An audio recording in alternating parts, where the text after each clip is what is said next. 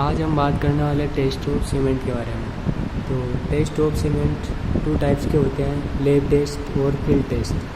Lab test के अंदर fineness test, consistency test, initial setting time test, final setting time test, compressive strength test, tensile strength test और soundness test हम करते हैं। और field test के अंदर सबसे पहले हमें ये देखना होता है कि जो हमारा सीमेंट बैग है उसके ऊपर डेट क्या है। तो मैक्सिमम जैसे 3 मंथ के लिए ये 3 मंथ से ज़्यादा नहीं होनी चाहिए, क्योंकि उसके बाद सीमेंट की स्ट्रेंथ कम बढ़ती जाती है। और सेकंड, हम उसके अंदर लम्प्स जैसे कोई नमी या मॉइस्चर के कारण जैसे कोई लम्प्स बन जाते हैं तो वो तो नहीं है। उसके बाद हमें देखना होता है कि उसका कलर कैसा है।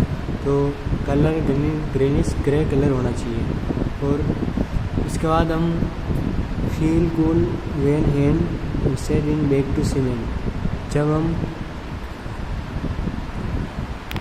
सीमेंट के अंदर जैसे उसको छूते हैं तो वो मतलब कूल ठंडी मतलब ऐसी फील होनी चाहिए हमको, तब वो सही होती है। फील स्मूथ व्हेन रब बिटवीन फिंगर्स। इसका मतलब यह है कि जब हम फिंगर्स के अंदर जैसे उसको रब करते हैं तो वो बिल्कुल स्मूथ होनी चाहिए। Cement sink slowly in water. तो जब हम सीमेंट को पानी के अंदर डालते हैं तो वो स्लोली सिंक होनी चाहिए।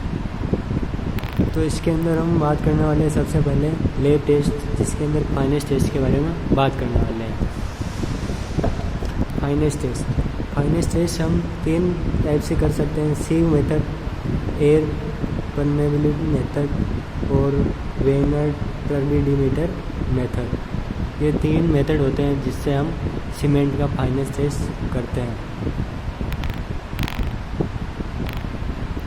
तो जो एयर परमेबिलिटी मेथड होता है उसको हम नर्स एंड ब्लेंड मेथड के नाम से भी जानते हैं। और ये जो होता है based on specific surface of cement. ये स्पेसिफिक सरफेस ऑफ सीमेंट के ऊपर आधारित होता है।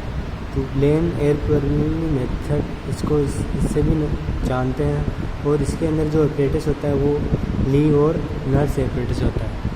इसके बाद हम बात करने वाले वेगनर टर्बिडिमीटर मेथड। इसको हम सेडिमेंटेशन मेथड के नाम से भी जानते हैं। इसके अंदर 1 ग्राम सीमेंट के आधार पर और टर्बिडिटी के आधार पर हम फाइनेस का वो टेस्ट करते हैं। तो इस प्रकार से 3 टेस्ट थे। इसके अंदर हम फिर पढ़ने वाले सीव मेथड सबसे इजी मेथड है, जिसको हम लैब के अंदर कर सकते हैं। सीव मेथड के प्रोसीड्यूर और प्रैक्टिकल के बारे में जानने से पहले हम कुछ पॉइंट्स के बारे में बात कर लेते हैं, जैसे degree of finance of cement measure the mean size of grain.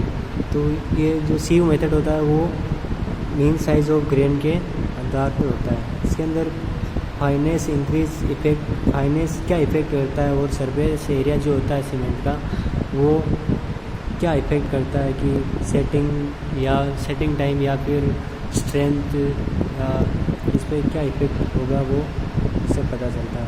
जैसे हमारे पास यहाँ पे जैसे कोई सीमेंट पार्टिकल है 2x2x2 का सीमेंट पार्टिकल, तो इसका वॉल्यूम हमारे पास हो जाएगा 8 सेंटीमीटर क्यूब। ये हम इसलिए देख रहे हैं क्योंकि हमें पता होना चाहिए कि फाइनेस क्या होती है और इसका सरफेस एरिया क्या होता है, जिससे कि सेटिंग टाइम बढ़ती है या उसके ऊपर क्या इफेक्ट पड़ता है।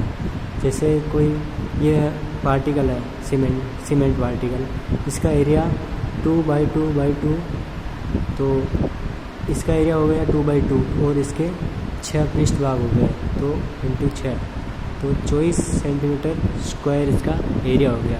अब इसी को हम जैसे छोटे और फाइन कर देते हैं, जैसे इसको 8 भागों में बांट देते हैं, तो इसके अंदर टोटल जो एरिया हो जाएगा इसका वो हो जाएगा 1 × 1।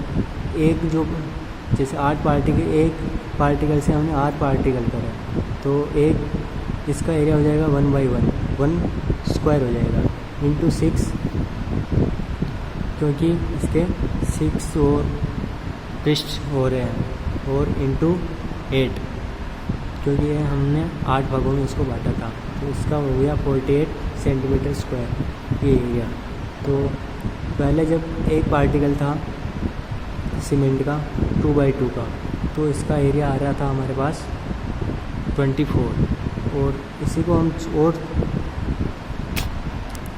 फाइन करते हैं तो हमारे पास इसका एरिया आ जाता है टोटल 48, जबकि इसका टोटल वॉल्यूम वो का वही है अपने 8 सेंटीमीटर क्यूब।